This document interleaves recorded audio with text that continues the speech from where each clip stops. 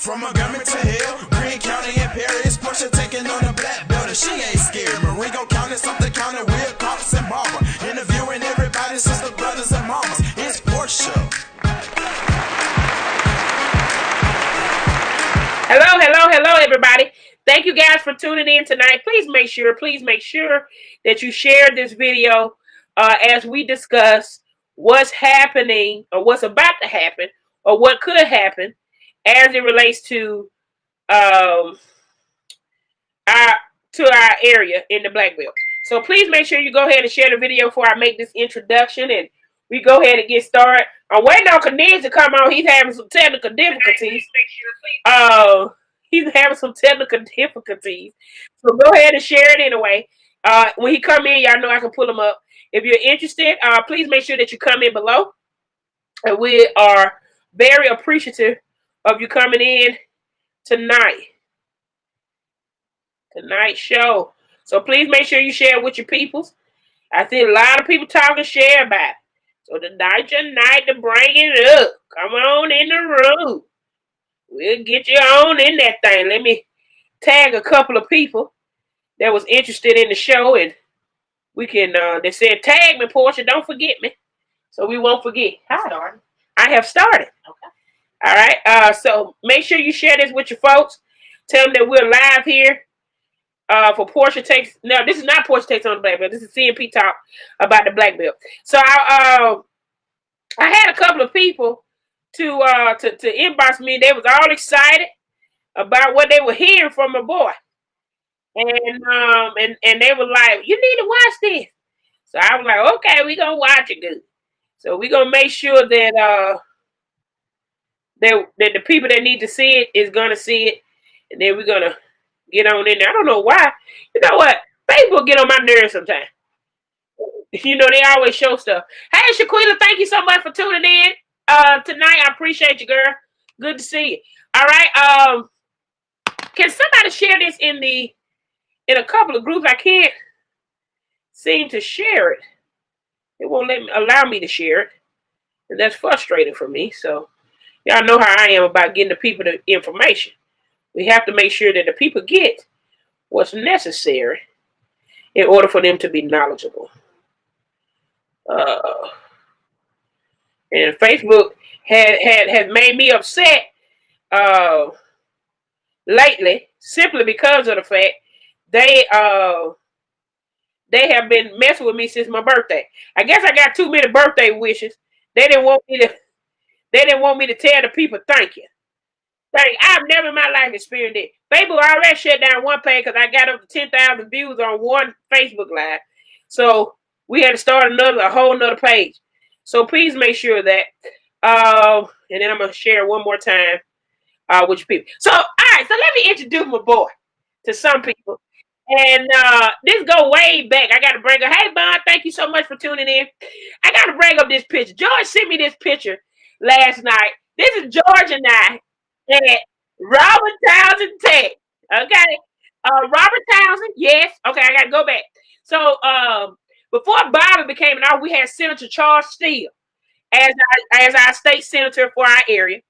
And Senator Steele got a grant. Okay.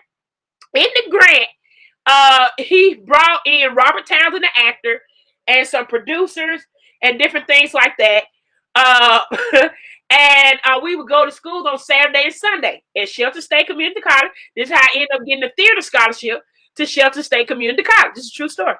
And so we would go there and we would learn little acting skill. We even film little movies and things like that. So this is George and I think it was after an event, or we're getting ready to go to an event or do something on stage. But this is George and I. So I've known George for a long time. We were 16 in this video. That's how long I've known George. And so this is not somebody that I just met on Facebook and say, we need to have this conversation on the show. This is someone that I've known a long time, but that's a funny picture. When he's singing, it brought back a lot of memories. That was a great time. We did it for about 6 to 8 weeks. And so it was very good. Very good time. And I always thank Senator Charles Steele for their opportunity. We got to meet Bubba from Forrest Gump. We got a chance to meet Victoria Rockwell from the Young and the Restless. We also had the cast of Parenthood. Y'all remember the show Parenthood? They came down. The cast came down. We talked with all of them. Faith on Love. All these people.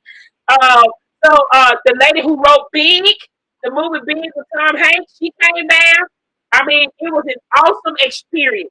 And Senator Charles still gave us that opportunity, and I never forget it. So I had to pull up that picture, George, so people can know. So Nick Cornelius just joined us now because he on the road. But we got my boy in here now, so you know what I'm saying? So we gonna go ahead and have that conversation with my boy, bring all of them in. So let me take myself out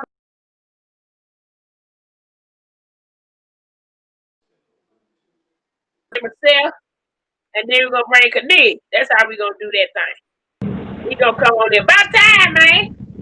Man, I've been having all type of technical difficulties, man, with this iPad and my cell phone download super slow. It's like everything that could go wrong and would go wrong, it went wrong. The enemy didn't want you on, but we got you on anyway. All right, so this past couple of weeks, a couple weeks ago, make sure you guys share this video with your people. Uh, a week ago, no, Hey, George, how you doing, man? Hmm. can you hear? He can't hear you. Can He you can't hear hear. him? You can hear him. I can't hear him. He can't hear you. You're gonna have to loud out and loud back in. I can hear him. Can you hear me now? I can Yeah, hear you. yeah, I can't hear him and I can't see him. He can't hear us see you, but I can. So we're gonna work it out. We're gonna work it out. You gotta, if you gotta cut the phone all the way out, Neil, and then come back on sometime at work. All right, so we're gonna go ahead and get started. So George made a video and he was talking about the Confederate statute. But before we get into that conversation, I want to start so people can get a picture of how long you've been uh, doing activism. So I want to start with the first one about the cemetery in Mileville that you Yeah, integrate. yeah. Can we? Now I know some of y'all may be looking like integrating a cemetery. Let's go from there. All right. Okay. Hello, everyone. I'm George James. I'm originally from the Hale County area, Moundville to be exact. Hello to everyone in Moundville. Hello to everyone in Tuscaloosa. Um, yes, Portia. What happened was my wife and I we were attending a funeral, and we were at the funeral at the cemetery, and my wife said, "Why is there a fence?" And to make a long story short, I was oblivious to it because sometimes um, we are just immune to certain things, Right. growing up as a child. And I said, that's interesting why we have a fence.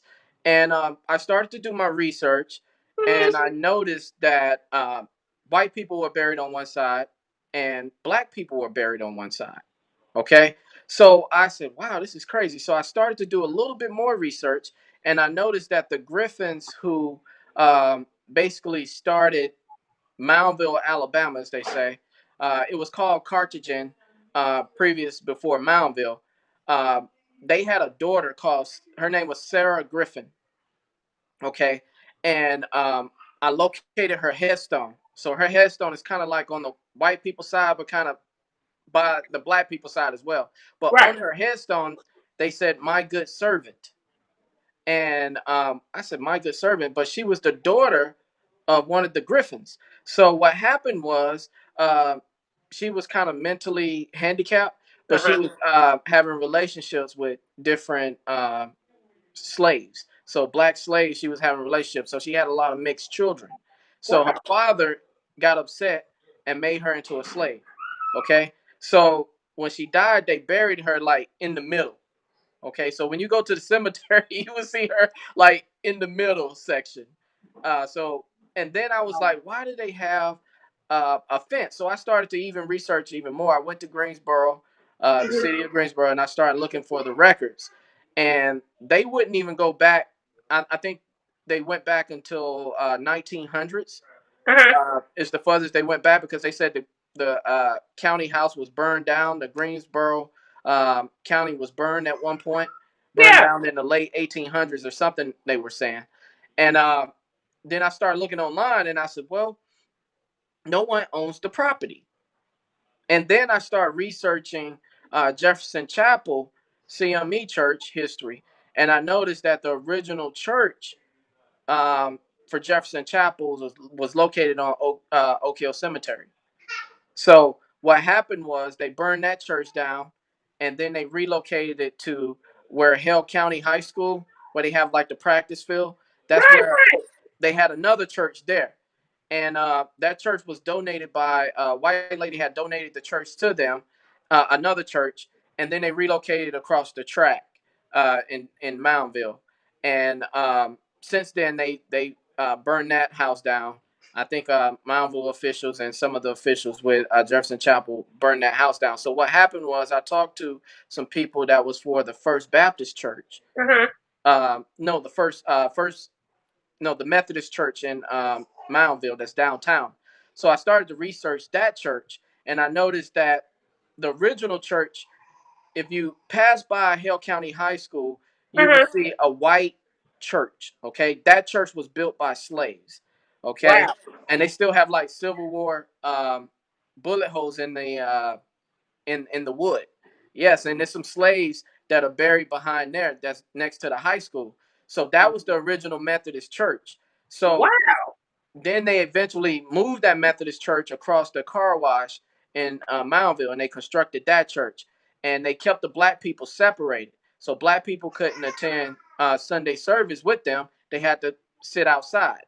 So then I noticed, I said, hold up, the original church was in Oak Hill Cemetery. So I started asking questions, and no one would answer the questions. Of That was course. that was on both sides. That was on the white Methodist church side, and then that was on the black Methodist church side. So what happened was I contacted several friends.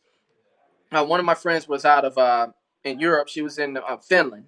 Uh-huh. Then it was some gentleman out of Tuscaloosa. He took out an ad with Moundville Times, and he was just very disgusted with the segregation. You know, because how you gonna segregate somebody when they Right. dead? Right. And then, but a lot of the officials for the Methodist Church worked at Bank of Moundville. Okay, so I contacted Bank of Moundville, and I was like, "Hey, what's going on with you guys? You know, um, creating this segregation." Oh, it's no segregation. Black people can be buried there now. Now. Exactly. So I was like, so they can be buried there now. Yeah, it's it's um it's not segregated anymore. And then I contacted one of the guys that was trustees for Jefferson Chapel CME Church, and he told me that. And I asked about the fence, and I said, "Why is there a fence separating?" And he was like, "Well, that's to keep the varmints out." I said, "Keep the varmints out." I said, "Man, do you realize what you just said?" And he was really upset with me about that. And then I got a really nasty email from Miss Kip, because she was the one that was tipping me off on what was going on. So she was really upset. She said I betrayed her off of the information that I gave her. Plus, the whole issue was, you know, in the back of the cemetery, it's a lot of irrigation that's going on. So what they did was they irrigate their cemetery. The Methodist Church irrigate the white part of the cemetery, and that irrigation was flowing off into the black part of the cemetery. So if you go to the cemetery, it's totally demolished. Plus, they built a back road that black people had to travel through the back road, and they couldn't go through the front entrance. Now, This is crazy.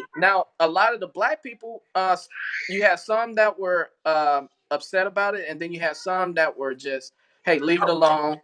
You know, we've been doing that for years, and I was like, it's not fair for you guys not to be able to drive through, you know, I guess, quote, the white part of the cemetery, why you have to go through the back road. So Right. what happened moving forward, people can be buried anywhere they want. I still want that fence to be removed, Right. because that's a A major symbol reminder. of segregation. And I want that dirt road, you know, where black people, that dirt road should be closed, because it's not safe for people to travel on that dirt road. So that's how they were doing things in Moundville. Wow. All right, so we got a couple comments. Not about that. Just want to speak to some people. Hey, James Robinson from Huntsville. James started a revolution in Alabama. He opened up the first LGBTQ nonprofit centered around LGBTQ issues in our state. So what's up, Okay. James? Hey, Gloria. Auntie Gloria, what's going on? Hey, this is my friend Dr. Stone. Glory. Okay. Hey, Joyce Jones, thank you for tuning in. What up, Pep? Thank you for tuning in. Green County. Brandon, representing Uniontown. Uh, uh, Pep, the varmints. Oh, he's still over there. Yeah, that shocked me too when he said that. Hey, Yolanda. Uh, Thank you for tuning in. Pep said, hey, they all dead. So what? How you want to discriminate when they're dead? Okay, Right. so I wanted to bring it up. So I wanted you guys to get a sense of what it is, how George started with his activism even before now. Right. And so, and where we are now. Now, since George made that live video, for those of you who don't know, you can go to his page, George James, his name right there. And you can look at the video, the live video that he did. I think last time I checked, it was almost at 2,500 views. And so he discussed what we're getting ready to discuss tonight in more in detail. We're going to continue to not curse, to Right. discuss. If you have any comments, type it in the comment section. We'll pull it up so we can read it. But one Absolutely. of the things that he talked about, since he made that video, he's been getting death threats. He's been getting threatened. Now, this is Hare County now. He's been getting threatened about what he's getting ready to talk about tonight. But I do want to let those particular viewers know, because I know some of you may have been watching or whatever, just let you know that you would not threaten anyone on what we're doing here tonight. This is not about who right or who wrong. This is a discussion. And if you can't Right. handle this particular type of level of discussion, then this is not something that you need to be listening to.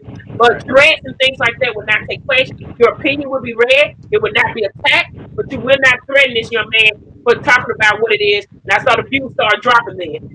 You would not you would not attack him for his thoughts and the information that he's getting ready to provide. Robert has a question. Hello, Miss Sheila Taylor. Thank you so much for watching. My brother Robert said, how do we bring about true change instead of just being angry and upset? You want to start with that? Okay. Change. Everyone likes to say that black people are angry and upset. Okay. These are the narratives and negative terms that people like to use about our culture. Okay. Uh, One have to understand that our ancestors worked 400 plus years for free. Okay. We didn't have, no one has given us anything. Okay. We fought for this country. Um, we we didn't basically slave for this country. And it's not that we're angry and it's not that we're upset. It's just that we're saying, hey, if we want the proper civil rights, we want the proper human rights. We want you to be able to look at us as a human and not just look at us as a savage. Because when you use that angry and upset terms, um, we have every right to be angry and upset with things and the way the government is going, because no one look at black people, a black man and woman, they look at us as uneducated. They look at us as no providers in the family. They look at us as savages. Okay. So what we're trying to do, we're trying to bring a change and change the different narratives, because we can't no longer use that old slave narrative, and we can no longer let you guys continue to oppress us. All right. You gotta. Hey, y'all. On there. Samantha Kelly said truth. Um, Laramie said they got on out. They did when I said they're not gonna threaten this guy on my show. Now I'm sorry, not Right. gonna happen. James Robinson has a question, and how can white friends like him truly help? Well, the way white friends can truly help, here's the thing: when you see something wrong, you have to acknowledge it. All right. A lot of people, Dr. King said this back in the '60s, that during the Selma March, there were a lot of people who were upset with the brutalization that occurred, during the Selma March in Selma. But what happened was a lot of white people wasn't genuine. They didn't want to see genuine civil rights. They didn't want to see genuine equality, and they didn't want to see genuine human rights. Okay, people are upset for a second, but no laws are written for black people. So what I encourage white people to do is go to the grassroots level and make sure that laws are passed to help us in a human rights perspective. Continue to understand that a lot of the laws that are effective now for everyone is because of Black people. So just continue to um, talk to your friends, and if they're racist, try to change their mind. Introduce them to Black people, bring them around Black people, have them purchase Black products and Black and support Black brands. But mainly, just make sure that the laws are changed for Black people at the grassroots level. Pernell, you want to get in on that? You froze. You froze, my brother. Come on back. You froze. Can you hear us? What's up, Portia? You breaking up. No, I can hear you well. Okay, I was asking, did you want to chime in on that? I'm just listening right now. I'm just listening. He's on point with everything that I would say. He's on point. Okay, all right. All right, we're going to keep moving. All right, James Pep says, do you believe this movement is too late? James, that's a great question. Thank you for that question. The movement is never too late.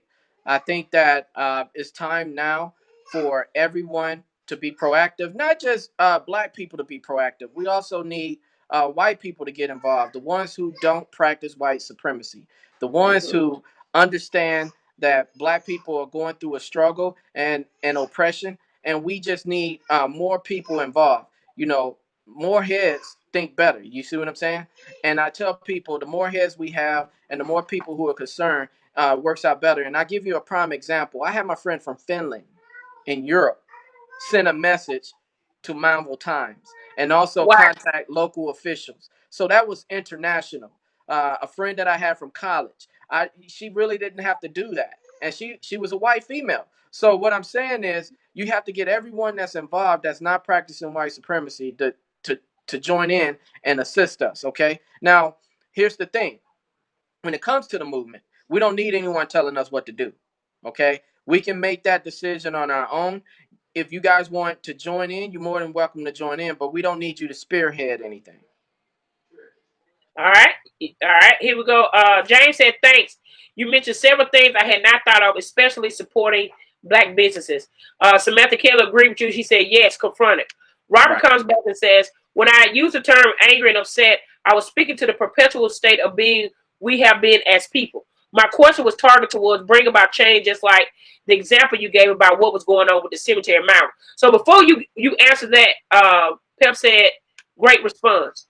But before you answer that, I wanted to get into that, and I think that's going to help answer Robert's question, and Mhm. also Brandy come in. Brandy, I'll come back later and move that.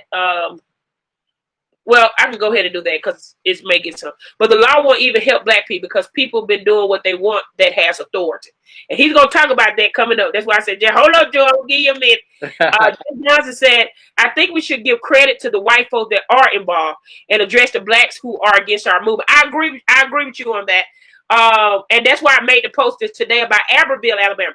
Aberville, Alabama Mhm. is 75.9%. I know this because I wrote the grant. 75.9% white, Mhm. 1% Black in Aberville. As a matter of fact, as a whole, Blacks are 0.687% in Marshall County as a whole. Wow. And then you have the Blacks are fourth. So you have the white community, then you have a huge Latino population in Marshall County. Sure. Then you have a Haitian population in Marshall County, and then Blacks are fourth.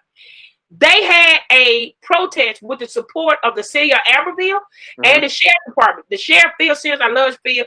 Phil has shown me what a sheriff's supposed to look like. No shade. And they did a protest yesterday. He made a post about it on the sheriff, made sure on the sheriff department page about his support of what's happening and to show solidarity as it relates to what's been going on.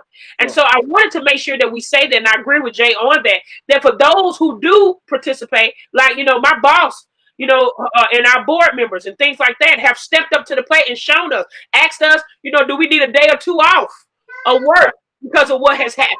You get what I'm saying? Those are things that show that you do, and you do supposed to give credit for. Before I can do it, my coworker Tracy wrote a post, I shared it, about how that made us feel as African Americans, like, wow, you actually do care about my mental state of mind as well as what's happening. So I definitely agree with that as well. So let's go back to the discussion on why people are watching.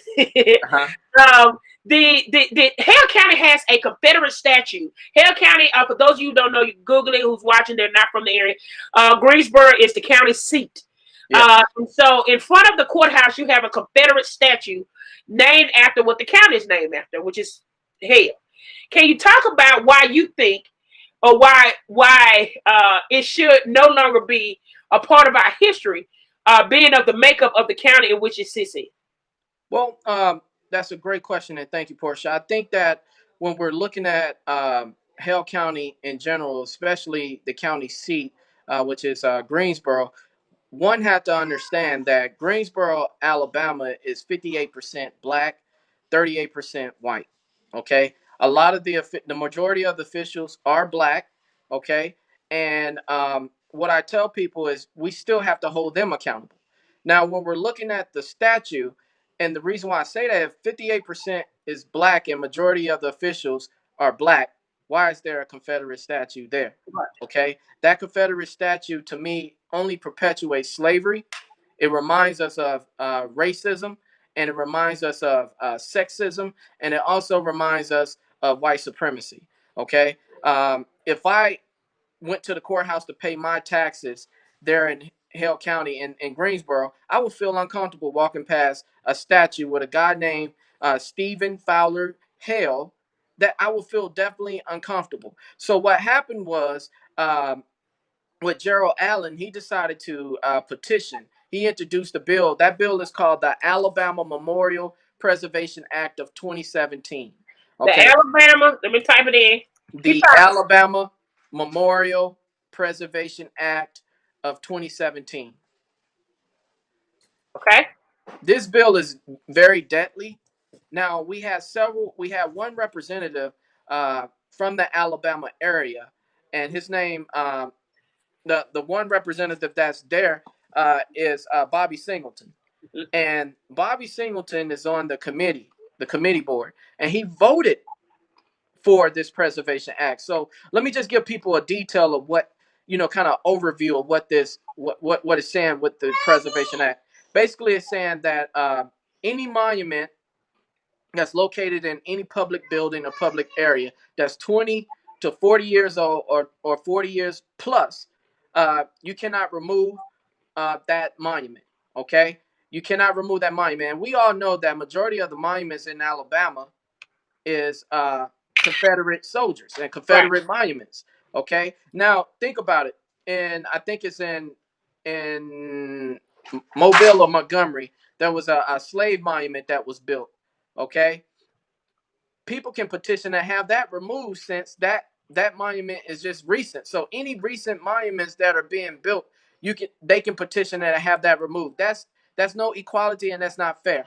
Uh, Also, second, the thing about it, we have to understand, where is this monument located? Is it located in the county, or is it located in the city? Okay. And the reason why, because when we petition, that makes a huge difference on when we're trying to petition to have this statue removed. But Gerald Allen and also the committee, which included Bobby Singleton, they stated that it will be a $25,000 fine if you decide to remove it. What I said to some of the officials that were in Birmingham, that was in Greensboro, I told them, I said, what we need to do is I can raise some money and we can have it removed. I said I could get at least 25 people, 25 to 30 people to donate $1,000, Right. and we could just go ahead and have it removed and just pay the fine. And some of the black officials who are there, they're afraid of moving forward with that. So, in my opinion, I think that what we have to do, we have to continue to exercise our right. We have to continue to understand and get an understanding of the Alabama Memorial Preservation Act of 2017, what it entails. Now, Right. one thing I noticed that they did say about the monument is that you can't remove the monument, but you can remove the name from the county.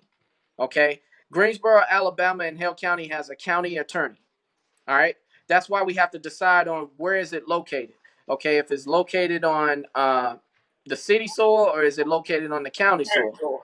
So we can have the name removed, but we got to go to the attorney general, and we also have to go to the county attorney to have the name removed from the county, because Stephen Fowler Hale represents white supremacy, and that's not fair to the citizens and taxpayers of Greensboro, Alabama, and Hale County in general. And then also, they basically said you can also have the school names removed. Okay, so if his name is attached to a school, you can have it removed. And that petition, let me see what that petition. It's called application for waiver.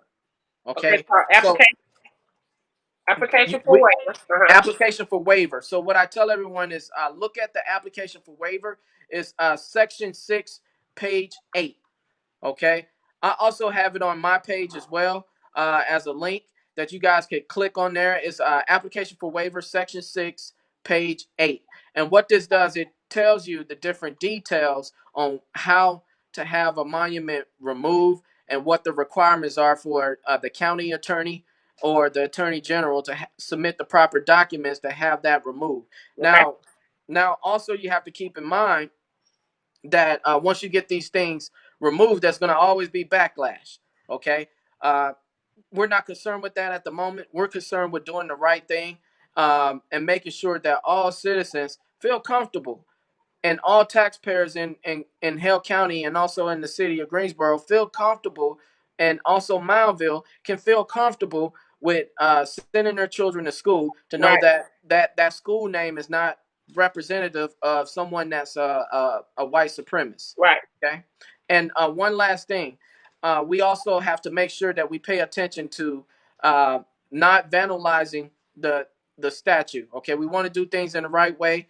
We want to make sure we're not causing any havoc to the city of Greensboro. I want to repeat that. No one needs to vandalize the statue. Let's go through the right protocol and have it removed. But with that 40-year plus mandated law that's not finalized yet, we can't remove anything that's 40 plus years. So I don't know how long that statue been there. I'm assuming it could be possibly 40 plus years, but we can't remove it if it's 40 plus years. So what I'm telling people is that we can't remove it, but we can remove his name from the school and we can remove his name from the county. And not only that, we also got to press for making sure that everyone, like I said, once again, is comfortable with moving forward with this movement. And that's the question I want to ask for those who are watching from Hale County.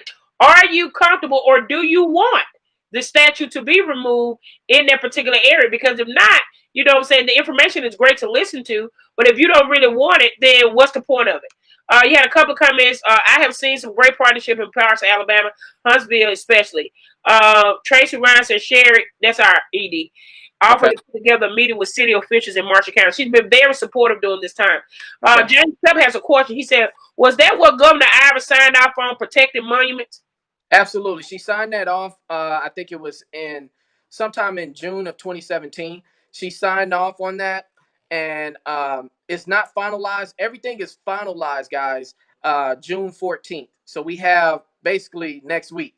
All Right. right, and everything is finalized now with the application for waiver. They don't even have it finalized. They said that won't be finalized until like July of 2020, all the way from July 2020 to August of 2020. So nothing has been really finalized. What they did was they said, well, we want to continue to practice white supremacy, and we're going to add maybe 2 black people on the board, and the 2 black people agree with it. And then what we're going to do, we're going to make sure that we perpetuate this type of behavior in the state of Alabama. And then if you try to remove it, we're going to fine you 25,000, which is not fair. So who's on the board? Again, I know Bobby is one of the black people that's on the board. Do you Yeah, know the other? Bobby Singleton is on the board. I have a list of everyone that was on the board. I forgot their name, Okay. but Bobby Singleton just stood out. And then Yeah, because he represent this particular. He represents the area. yeah, he represents the area. So you can actually contact Bobby Singleton. He has a county clerk, or he has a clerk. Her name is Sharon Calhoun, and Sharon Calhoun phone number, if you guys like to contact Bobby Singleton, is area code 334-261-0859, and that's 334-261-0859. Hold up, I'm gonna pull it up. I'll give you exactly who was on that committee. That's on Okay, that I just committee put it right up. here. In the meantime, I'm just going to read some comments on here. I put it at the bottom. Sharon Calhoun name, so you can go across the screen if you want to come back and watch the show. You will see it on the show if you want to contact his office. All right, so we got a couple of comments. James Robinson says, in about 2 days or less, the Huntsville community has over $25,000 to remove the Confederate monument from our courthouse ground. Now, the community has to make it happen. You just gave me the idea that leftover money from places like Huntsville and Birmingham should go to a community like yours. If you need the help for the state, fine. Personally, I'm not a part of the organizing that raised these funds, but I think this is a great idea. I do too, James. If you can make it happen, please pass the information on. He also comes back and says, now is the time to remove these monuments. My ancestors are a part of the dark history of Alabama, and I have no sentimental connection to Confederate memorials. And James is white, so I just want to throw that in there. What up, cousin Anthony, listening in from Cleveland, Ohio. James also says that the tide has changed, so ride the wave and remove the monument. We white folks can handle some discomfort. I never had to feel walking outside of being stopped by the police. Raven says hello. Hey, Raven. Thank you for tuning in. But here's my question to you. And anybody else, if you have any comments, please put it in the comment section. We'll definitely pull it up for conversation. But I just want to say this. I don't know what happened to Nia. I just texted him. Hopefully he'll come on back. I know he's on the road. But we removed the monuments. Here's my question to you. What's next? It doesn't change white supremacy. It doesn't change racism. So we remove the monument, and then what? Well, when we remove the monument, I think what the next steps are is to start petitioning for other companies to come in. I think, it's power in the name, okay? So when other companies are coming in, we could have black companies who want to move to Greensboro, Alabama, and maybe Moundville, Alabama, and the whole Hill County area, and start businesses there that will offer opportunity to people. When we might have white companies who will come in and also do that, just companies in general. But when you have a name that represents white supremacy, that represents to me poverty, that represents hatred. These guys lost the war, so it doesn't add any value to continue to hold on to that name, because I feel as if that name is holding the whole entire county down. And once we remove the name, I think that will add value, and then we can start petitioning as a new county, and we can start petitioning to these other Fortune 500 companies who possibly want to open the factories and things like that. Have the land there. The land is there. Okay. And they come. And then we can also open up. We can start back farming. Farming is something that's huge. We're the Black Belt. Is the reason why they call it the Black Belt, because the soil is black. Okay, just like over there in Egypt, in Africa, it's all black soil. So what we have to understand is that we have rich soil. We have the population. We have people who are ready to work. And but it's just one thing that's holding us back, and that's that Stephen Fowler Hill, his name. All right. Anthony says, I don't understand why you have to remove Confederate monuments. What's the purpose? Well, to remove a Confederate monument, the purpose is you guys lost. Okay. So as I repeat, and I'm always saying this, let's take Alabama for an example. Alabama football team. I give you this prime example. If Alabama lost all their games, will they win a championship? Will they be offered a championship ring? No. If Nick Saban lost every game for Alabama football, will they build a monument after him? Okay. When will they also offer the Alabama team a trophy for losing?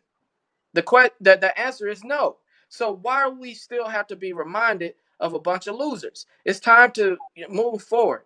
The statue, not only the statue, is just the name. It's holding the county down, and it's holding the city of Greensboro, and that's what's causing us not to grow, because of this statue. And you should be supportive of removing the statue, because, like I said, who wants to be part of a loser? All right, here's the question I want to follow with that, and we'll come right back. My mom added a comment to what you were saying. In order to talk, people must be willing to come to the table, but when everyone wants to receive credit, therefore nothing changes. I want to go back to the removing of those statues. Mm-hmm. What begins to happen when you see things that are civil rights and slavery, things like that, starting to be asked to be removed. Well, We, mm-hmm, we think about, even though it's a bad part of history, it's a mm-hmm, bad part of history, it's still history. mm-hmm. What happens when we continue to remove history from, you know what I'm saying, from our lives? What begins to happen when that begins to happen as it relates to the removal of these things? Because now, you see in Virginia, the slave auction block, I saw a couple people posting, they were like, yeah, and I'm like, no, like, the people who got that done, a lot of people don't know that to preserve that history is a reminder of this is what happened in this area. But now they're getting ready, they removed the monument, and then now they're getting ready to remove that. And I made sure that I sent an email out asking them to please send it to the EJI Museum in Alabama, because the Slavery Museum. So I just want to ask you that. What begins to happen when we continue to remove these things, and then other things begin to be removed? Well, that's a great question. I think what we have to do, we have to understand what's positive and what's negative, what's good and what's evil. Okay. There's museums. We build museums all the time. I think that if anyone wants to have a piece of history of Alabama, we need to construct a museum, and we need to take all these pieces and monuments and statues and place them in a museum. Number one, that'll create jobs. Number two, um, taxpayers will, have something that they're proud of that they can share with their friends. Hey, this is a museum. But the ultimate question is, who will be supported? Because a lot of people are talking about, hey, why are you removing this? We shouldn't remove that. We should have the history here. But the ultimate thing is, who wants to be reminded of that? That's what museums are for. Okay, we can build these museums and construct these museums, take our money, pay taxes, and construct that and place these pieces. If they're a delicate piece, we can have a section for Confederacy. Then we can have a section for slavery. Most cities that are growing, and most cities that are concerned about their history, they will construct a museum and have that stuff in the museum. And I think that's where it belongs. And you can have plaques with the history that tells about the history and things like that. And I think also Greensboro need to also, and Hale County need to incorporate some type of curriculum uh, talking about the history of Hale County, and not just Hale County, but I think throughout Alabama they Yeah, need because some type of history book. they don't teach Alabama history. We had Alabama history in the fourth, fifth grade. I think it was fourth grade we had Alabama history class, and they Right. don't have that anymore. And I think that's important for us to continue to have those particular type of conversations. So my mom says it is not a good idea to remove history, and the reason why, we've been having this discussion in Texas. You remember right after the Voting Right Act had repassed. This was after Shelby versus went to the Supreme Court about voting. The little Right. situation happened in Columbiana. And so it passed, and then instantly Texas passed their thing, and people was like, "Why they passed so fast?" Because they were prepared. But Yeah. anyway, and and so when the new textbooks came out, not only did the Confederate stuff was out of it, the slavery stuff was out of it, Uh-huh. and most of the civil rights stuff was out of it. And so I think it was like a page or two. It was all over. It was back in. Go back to when the last voting rights thing, they was doing their time. And so what I began to see is, how can you talk about slavery and the civil rights and not include those bad things that led to those moments? We cannot, and this is Portia's personal opinion, we Right. cannot continue to erase things that we don't like, and only the things that we want to be in the forefront. And then we're missing pieces to understand, okay, you had a civil rights movement, but you take, Jim Crow stuff like that. But mommy, why did we have to go to the civil rights movement? You know what I mean? Like, Yeah. we taking out the pieces that made the stuff relevant. You kind of get what I'm saying? So Right. that's why I asked the question. Is removing the monument to make people feel good? Or is it actually going to bring about the change in which we seek? Because in Hale County, if we want to talk about the makeup of Hale County has Black City Council majority, County Commission majority, state level majority, and we have a federal majority of all African Americans. So we're at the particular tables to make the change of what we're talking about, yet we're not doing that. So is the problem the monuments or the individuals who we're electing? I think That's a great question, a great explanation. First, I just want to say that when we're thinking about monuments and when we're thinking about history, is it positive? Once again, if it's positive, is it negative? I Okay. think a lot of history should be placed in history books. Now, for example, there's certain places you can go, like Rome. You can go to Egypt. You can go to certain places, and you will see uh, different monuments, and it explains the history. And then there's tourist dollars, and people are making money, and people are happy because it's providing job opportunity for people. Okay. But my thing is, what we have to understand, did that history make an effective change on us? How did that history add value? That history didn't have any value. That history perpetuated slavery. And the thing is, if we never said, hey, you know, let's stop slavery, or let's try to get someone to help us end slavery. I mean, I was watching Harriet Tubman last night, such a marvelous movie, Yeah. and how many people, I think it was like over 700 people she freed. And we got to understand that if you don't understand slavery, if you don't understand white supremacy and what it is, everything else will confuse you.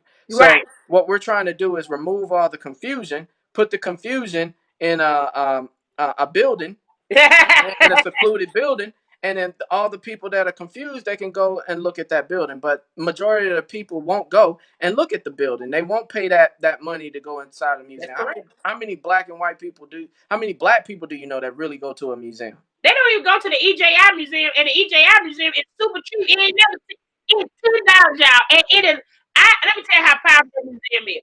That museum is so powerful. I'm telling you, I cried before I walked in that bit. Right, It's 2 floors. You gotta do both floors. You can't just go to the lecture floor. You gotta go right, to the other floor.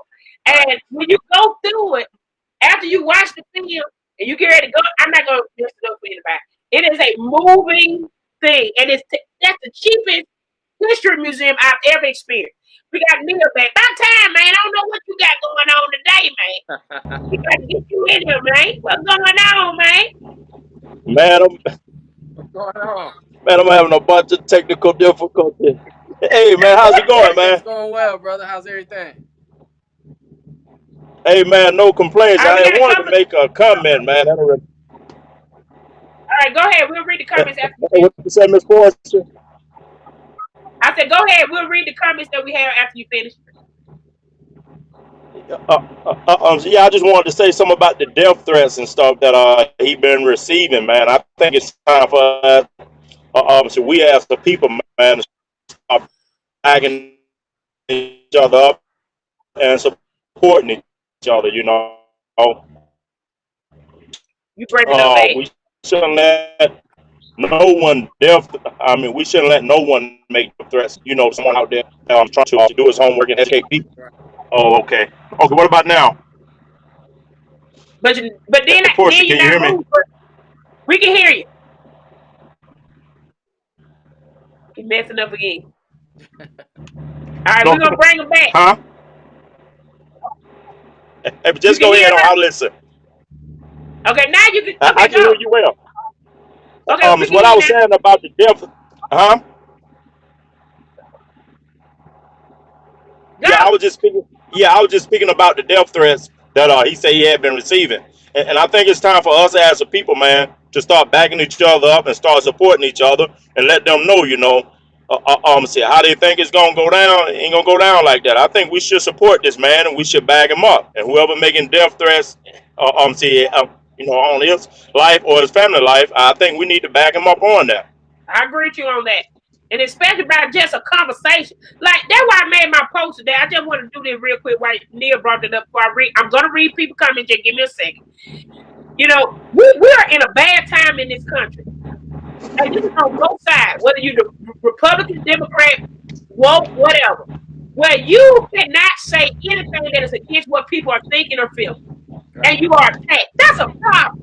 If Right. I don't agree with you, I have the right to express myself and explain why I don't agree. You do too. Just because I don't agree with you doesn't mean that I do not understand. It just Right. means I just don't agree with it. And if just because someone don't agree with something doesn't mean that you attack them and threaten their life because you don't agree with what they're saying. That's not gonna make it better. That's not gonna make people stop talking. Like, Right. come on, like we gotta get better with that. All right, so we got a couple of I want to get on because we got about 15 minutes. All right. So Sierra Turner said different industries. Oh, that yeah, they've been wanting to come here. But from my understanding, the city council has voted to not let company come in unless shares could be purchased in these different companies by local affluent individuals. That is crazy. Well, that's the type of stuff that you have when you have crooked politicians, and Yep. that's the type of stuff that you have when people are not practicing group economics. You see what I'm saying? And one group just can't eat off the plate. Okay, everybody should be able to have their own plate, and everybody should be able to eat off their own plate. You shouldn't have just one plate that you make that decision who you will issue food to. Okay, everybody should have food and should be provided with food. And I'm just using that analogy because what we have to understand is that our people sometimes we can be our worst enemy at times. You see what I'm saying? So what we have to do is we still have to hold our people accountable. Portia, you and I was talking about that off air. We have to still hold our people accountable. Just because they're in office, uh, we still have to hold them accountable and make sure that they're passing the correct laws, and these laws will add value to us long term. Absolutely. We got to hold these people accountable. I be telling y'all this all the time. James Pelt, as it relates to the statue, he said, put them in a museum. I personally don't want to see those who hurt my ancestors.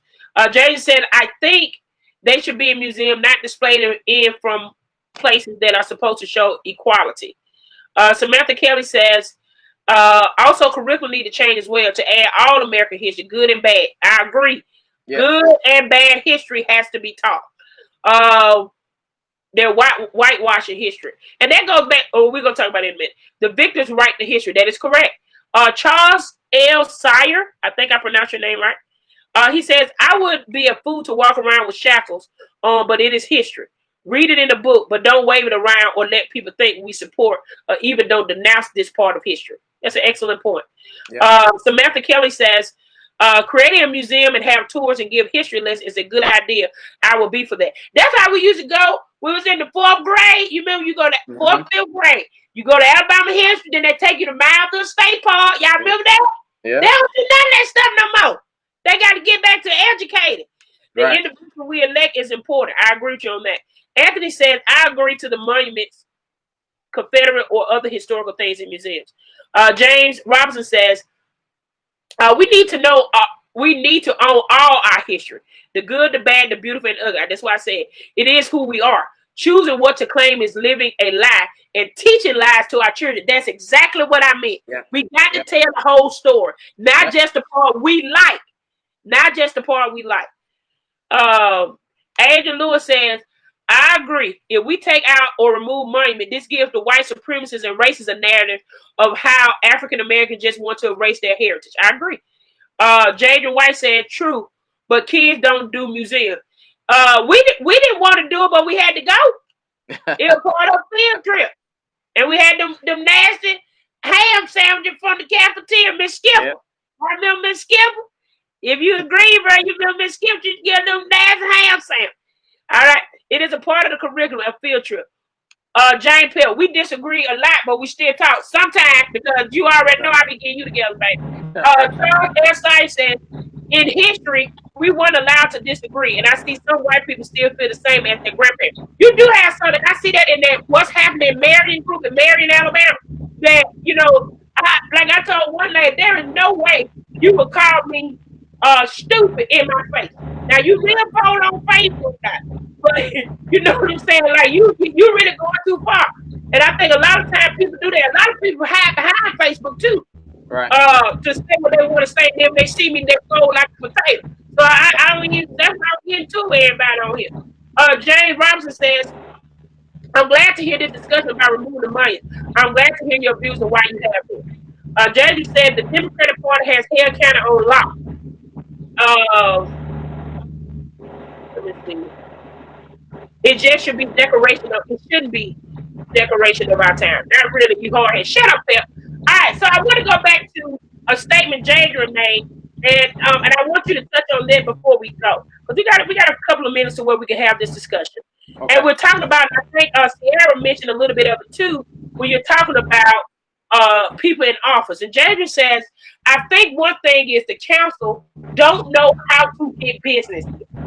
Mhm. And you talk about our area as a whole and the racist history that we have, but we have the black politicians who are in power, and we're still seeing some of the similar things happen. Why do you think, with those level of government that we are in control of, these issues are continuing to happen? Well, that's a great question. But the ultimate question you have to ask yourself, who's writing the check? Woo! You know? So, who is writing the check? Many of our people are in these positions because they're not writing the check. Okay? They're being told what to do. You have business owners who are saying, hey, scratch my back and I'll scratch your back. Okay? That's not politics. Okay? We have to get away from that type of political agenda. What we have to do, we have to figure out like who's donating money to these guys' campaign. That's the number one question we have to ask when they start running for campaign when they start campaigning. Who's donating money? Okay, it could be an organization that's a white supremacist, and that black individual has to answer to them. Okay, so they're not going to answer to us. Once again, we have to understand economics. Okay, who's controlling the money and who's writing the checks? Right now, black folks are not controlling the money, and we're not writing the checks. Now they indirectly rule us and make it look like. See, here's the thing: white people can't come into the county and control the masses of black people. You will have a revolution and people will rebel easily. Okay, but I can easily get a black face to come in and promote the Woo! same agenda. 2008 sound like that, but go ahead. I'm sorry.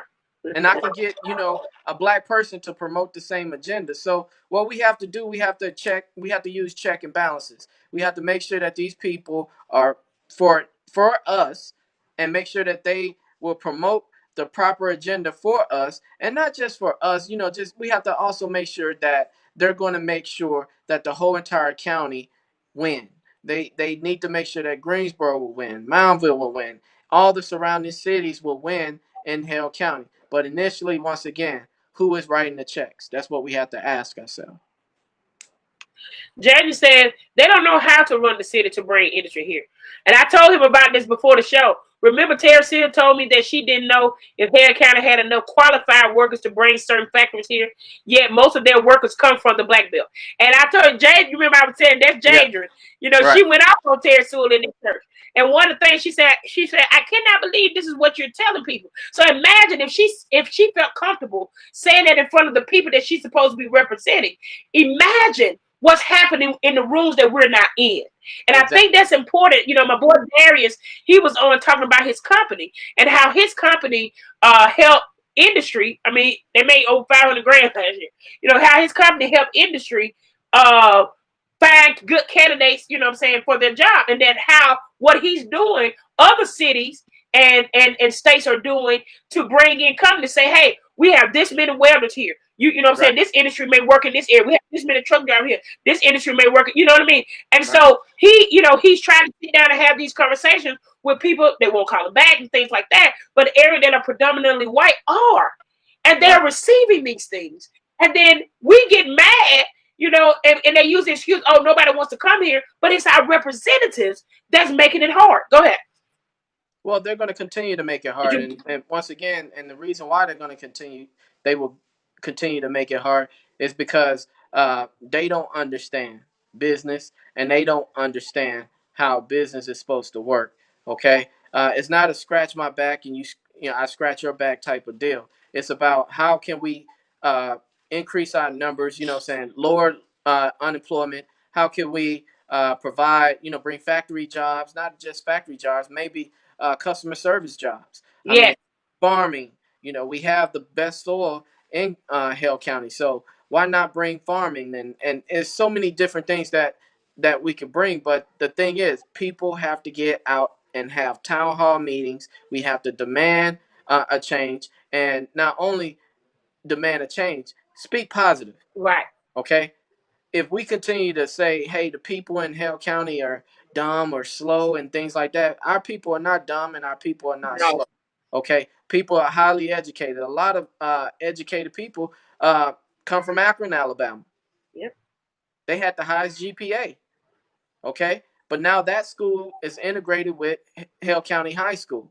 Okay, so we have to understand that our people are educated and our people move away and think Tuscaloosa is better. But the thing is, in Tuscaloosa County and the surrounding counties are better, and they forget about Hale County. But you can move back to Hale County. And a lot of people commute from Hale County as well. So what I'm saying in a nutshell is that we have to speak positive, we have to make change, and we have to get out there and vote, and we have to get these people out of office who don't want to see any progression. All right. James Robinson says, I'm thankful I was sitting at my computer and saw a notification for your video. Portia Shepherd. I'm more thankful I stayed to listen and engage. I have learned and laughed. I look forward to being here again. Together we're doing great things. Thank you. James, I got to get you on Portia Takes on the Black Belt. Again, for those who came in late, James started a revolution in Alabama. He started the first LGBTQ center. And I know a lot of people, you know, when you hear that, a lot of people frown, especially fake Christians. I mean, people who are of religious belief. But what that did was the mental state of mind of those individuals in that community is important to deal with. And what he did was he provided a space for those individuals. And I'm very grateful for what he did. And then when he, you know what I'm saying, when he left, but that's another story for another day. But why that group of Alabamians are important and should be heard and talked to, especially in rural Alabama. And a lot of people in that community experience homelessness. And things like that, and we don't like to discuss that because it's not cute. And those are also issues happening in our state. So I just want to point that out, James. I'm very proud for what you've done for our state. Sheila Taylor says, we got to get out and vote. And do the census. I want to throw that in there. Yeah. The importance of doing the census. If you haven't done the census, shame on you. Do that doggone census. It don't take but 3 to 5 minutes to do it. Depends on the amount of people you have in your household. Do the doggone census. Adrian Lewis said, that's right. It's a lack of representation. Adrian is running for city council in Uniontown. And because he wants to see that change. Like, how can you live somewhere? And this is one of the reasons, and I blame myself. That's why I'm gearing up to do some things in our area. You know, how can you live somewhere and not want to be involved in the development of, even if you don't understand? I tell people this all the time.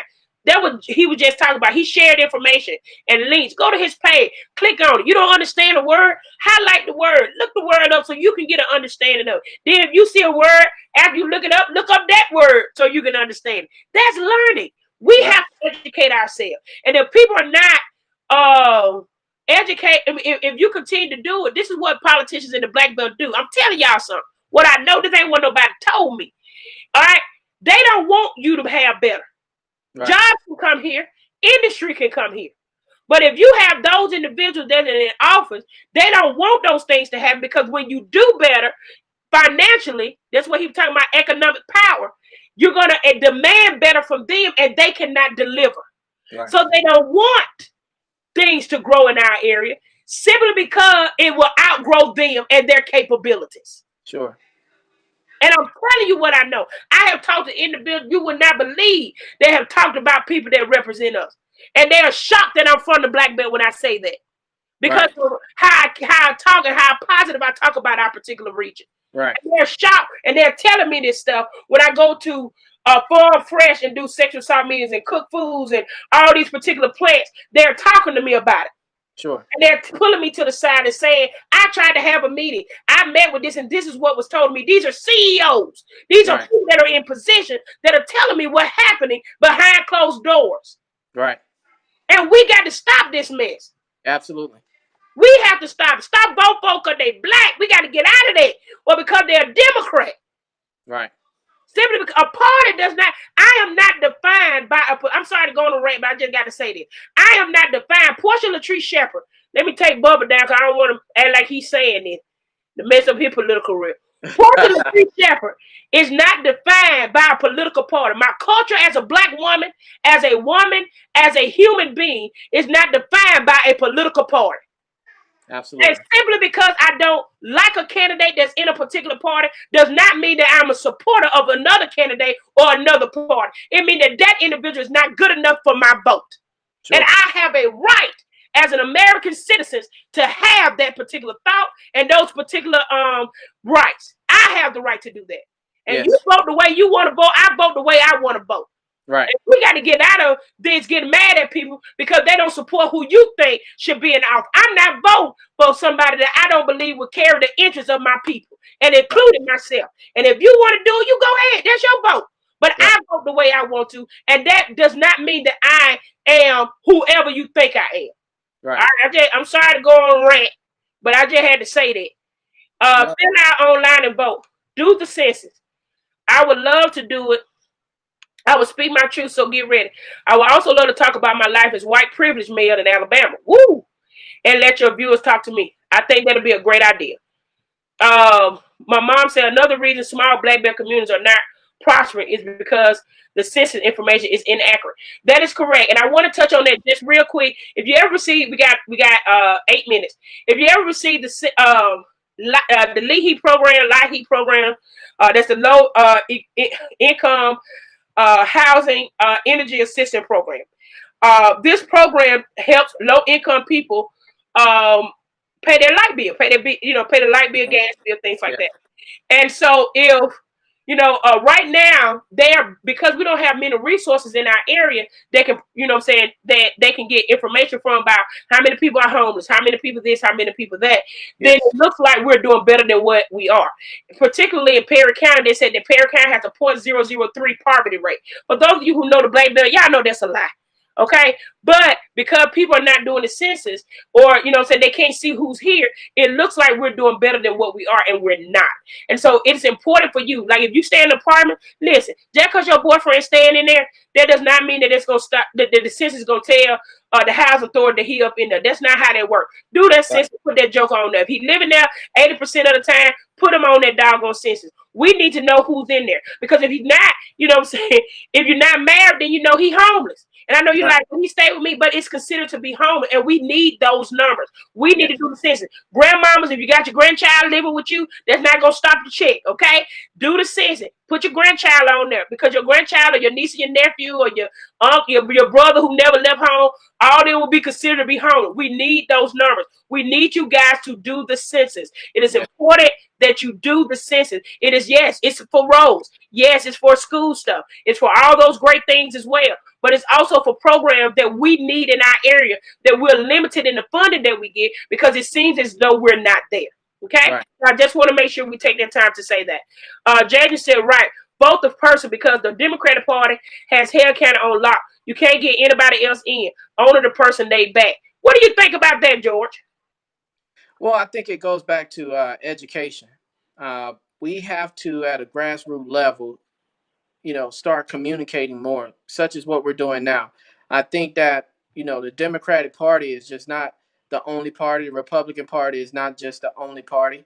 I tell everyone, if you want to be independent, you have the right to be independent, but you don't have to limit yourself to Democrat or Republican. What you have to do is you have to vote according to your industry, whichever industry you're in. If you vote opposite of your industry, guess what happens? You might be unemployed the next year. All right. Okay, so I tell everyone, educate yourself. Call these politicians. They work for you. You don't work for them. Okay, always remember that. They work for you and you don't work for them. And you can call these politicians and ask questions, and ask detailed questions. Write your questions down and just be sure to ask.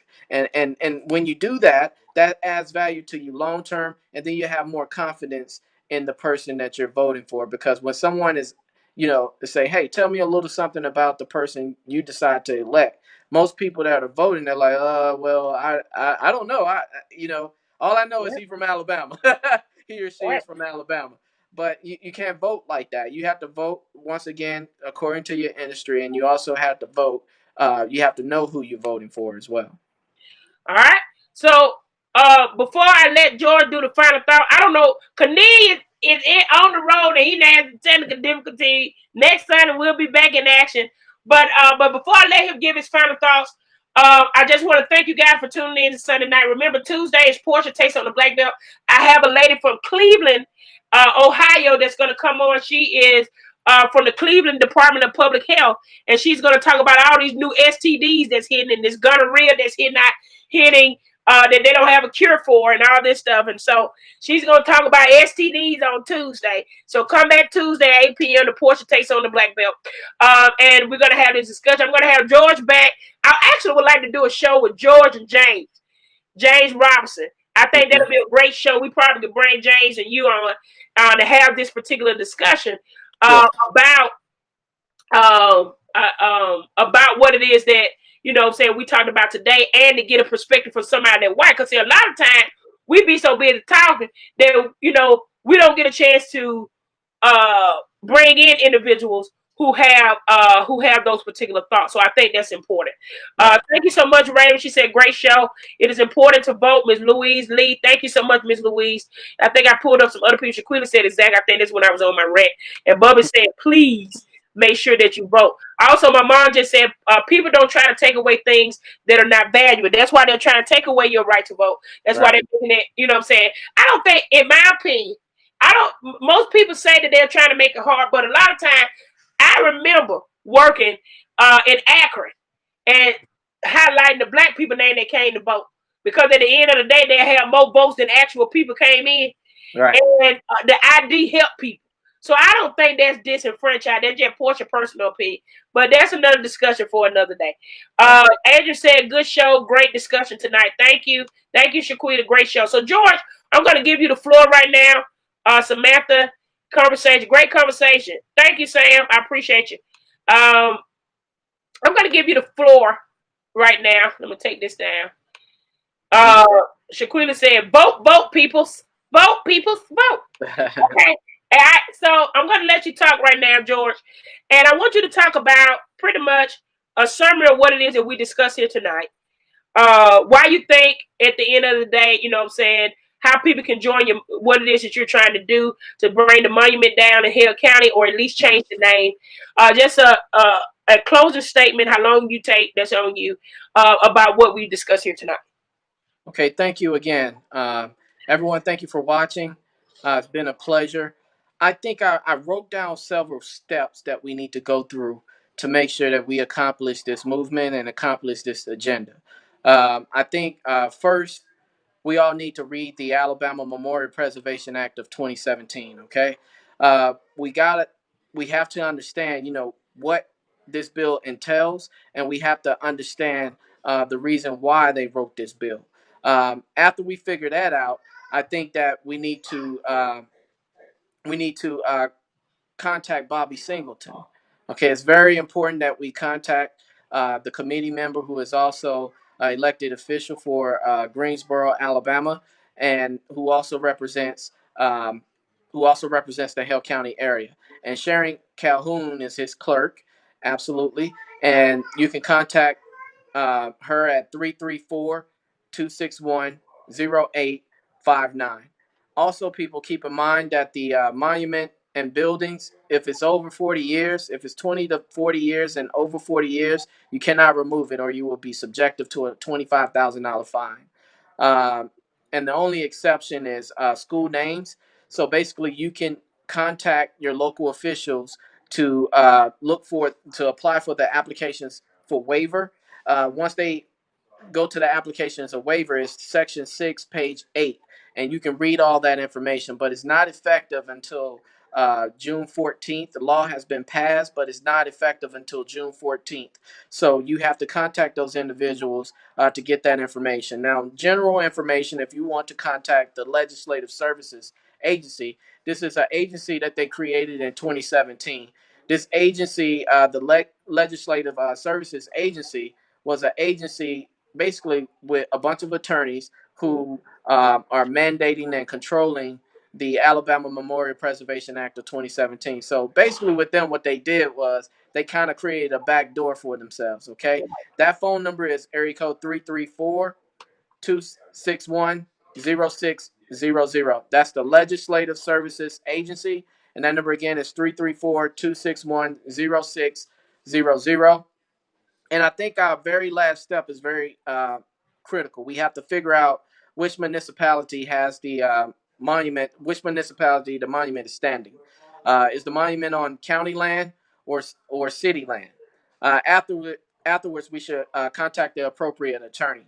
Okay, the attorneys should once again ask for a waiver from the Committee on Alabama Monument Protection, and that's the group that Bobby Singleton is a member of. Okay, and we also have to, and also in closing, we have to make sure that we change the county name and we also change the school name because we don't want our children playing sports with the name Hell on their jerseys. Wow. Okay, that's that's deep. We don't want our children playing sports with the name Hell on the jerseys, and we don't want them going to school with the name Hell on the jersey. If the monument stands, we can at least get the county name changed, and we can also get the school name changed. But that's basically what I'm saying, and we have to contact the attorney general for that. But also, people, just remember to vote.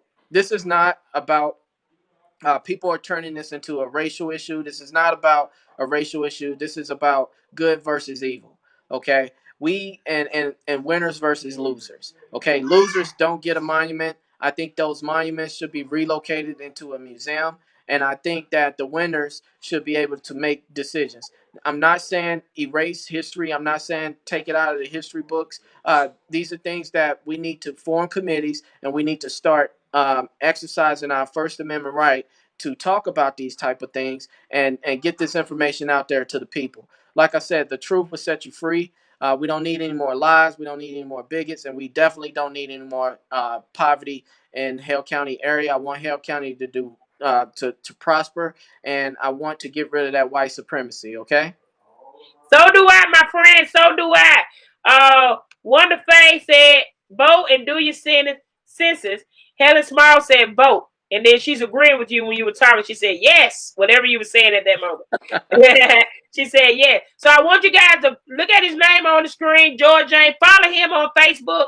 He has the information that's public. If you're not Facebook friends with him, that's cool. You can see all the information, research, and look it up. And I still can't believe I'm going to bring this up. My boy George brought this picture. I just can't get over the picture, man. Brought the picture up, and we got a chance to see us when we were younger. Right. And, I think we look the same. You know what I'm saying? We still look the same. Yeah, we still look the same. You know what I'm saying? So, it's great to see you, my friend. I appreciate You that. as well, Portia. I appreciate it. Wait a minute. I hit the wrong one. We're gonna bring you back Okay. with James Robinson. I'm gonna set that up. Okay. And we'll definitely do that coming up. Oh yeah, also I want to tell y'all this about my job. I gotta tell y'all this good news. So Friday, when I got to my apartment up in North Alabama, and I got an email, and I gotta tell you this because I'm so excited about it. So in our job, we're doing partnership month for our family service of North Alabama Chit Chat. That's during lunchtime. We just have a conversation with different people. We'll be talking with Wind Creek Casino. So those of you who gamble, you can find out where your little money go when you lose it because they donated to charity. But we also, our internet safety program partners with Spokio. For those of you who don't know what Spokio is, it's an online service where you can look up people. You can find out if your boo cheating, all that stuff. Spokio, they're worth, about $2 billion. Not big. Well, anyway, I got an email. We will be having a conversation with the CEO, Harrison Tain, who is the CEO of, look him up, Harrison Tain. He's the CEO of Spokio. We're going to have a conversation with him coming up in our June partnership chit chat where our family services in North Alabama pay. I just had to throw that in there. It's going to be in June. I'm going to give you guys the date as soon as I set it up with him. We got to coordinate those dates. But I wanted you guys to be aware of what's getting ready to happen online so we can have a conversation with those people who are doing things that are great. We can have these conversations with them. So we appreciate that. James says, messaging you now. So I want to let you guys know that. So I'm excited about that. George, I'm excited about you. We're going to get you and James on the show. We'll get a date together and then we'll come back and have this discussion. Thank y'all so much. Don't forget Tuesday, Portia takes on the Blackbelt. We got a lady program director from Cleveland Department of Public Health talking about STDs. We're going to talk about STDs. All right, so we're going to have that conversation, which is different, all right? Helen Small says, please bring him back soon. We're going to try to bring him back. If we can get him back next week, that'll be great. We can get him back next Tuesday night at 8. George, we'll work it out. We'll get in the inbox. Okay. work out some dates. All right? Okay. All right, guys. Thank y'all so much for tuning in. Portia CNP Talk, the Black Belt Experience, right here on my Portia Takes on the Black Belt page. Thank y'all so much. Bye-bye. Thank you. From Montgomery to Hill, Greene County Imperius, Portia taking on the black belt, and she ain't scared. Marengo County, something county, Will, Cops, and Barbara. Interviewing everybody, sister, brothers, and mamas. It's Portia.